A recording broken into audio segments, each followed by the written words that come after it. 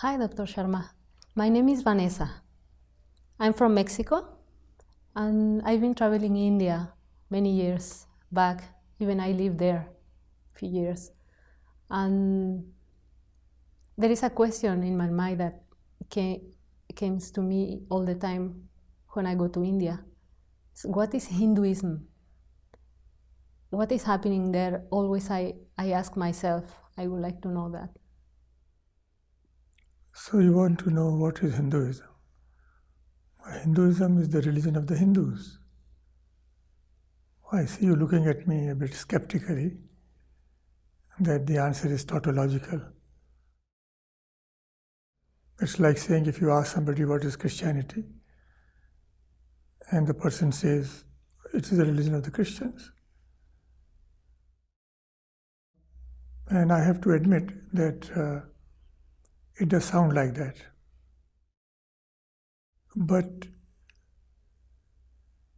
if we recognize a distinction between two kinds of religions, then the significance of what I just said, that Hinduism is the religion of the Hindus, changes.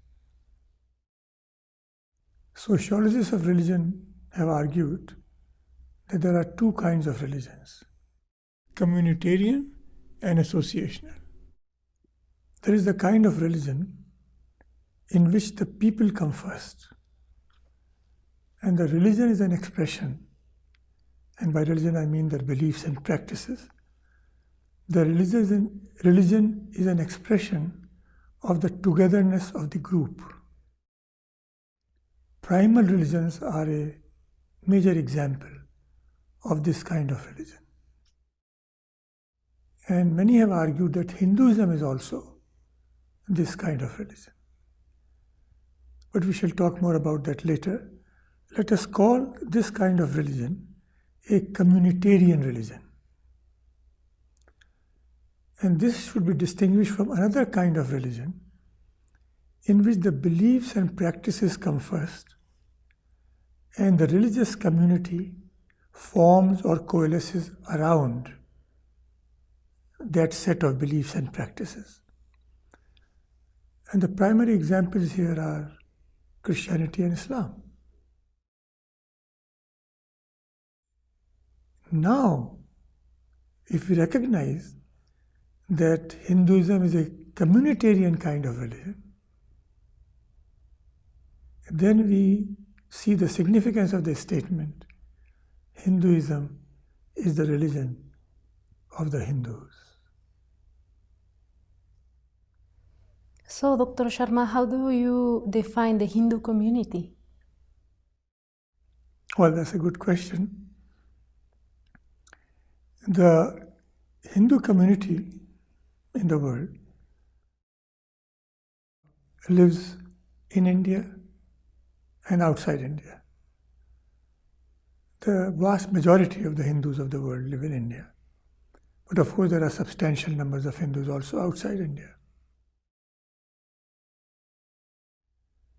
So, the Hindu community has to be identified both within India and outside India. In India, because the vast majority of its citizens are Hindus, you are presumed to be a Hindu until established otherwise. But if you are a Hindu outside of India, then because most people outside India are non-Hindus, you have to claim or assert that you are a Hindu. So whereas in India, a member of the Hindu community is identified, what you might say, negatively by saying that he is not a non-Hindu. If a member of the Hindu community is outside India, then the member has to be identified positively by claiming that the person is. Right. So if the Hindu community is largely associated with India, then are all Indians Hindus? No, all Indians are not Hindus, although most Indians are.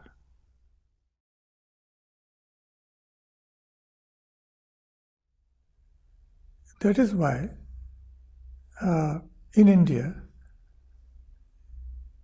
the Hindu is often defined as a person who is an Indian citizen but is not a Muslim, Christian, Zoroastrian, or Jew. Right. From what you said, if Hindus accept Jains, Buddhists, and Sikhs, how do you deal with this situation?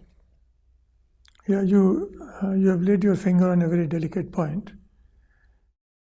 I mentioned that a person who denies a Hindu identity by claiming to be Christian, Muslim, Christian, Zoroastrian, or Jew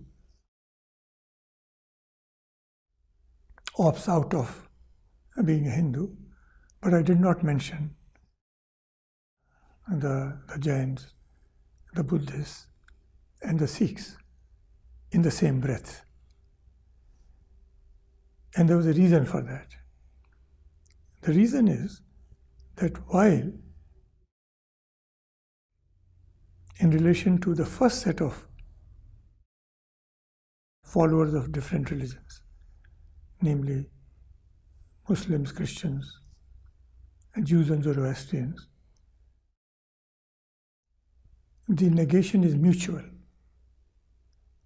Hindus don't claim to be Muslims. Muslims don't claim to be Hindus. Hindus don't claim to be Christians. Christians don't claim to be Hindus. In the case of the second set of people, the Jains, the Buddhists, and the Sikhs, the negation is unilateral or one-sided, in the sense that the Hindus do not feel that these members of these communities are not Hindus. But the members of these communities may feel that they are not. So we get two levels at which the negative definition of the Hindu in India operates.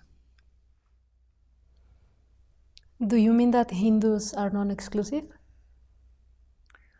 Yes, Hindus tend to be non-exclusive, but there are degrees of non-exclusivity. The level at which the Hindus are least exclusive is that of religious ideas, ideals,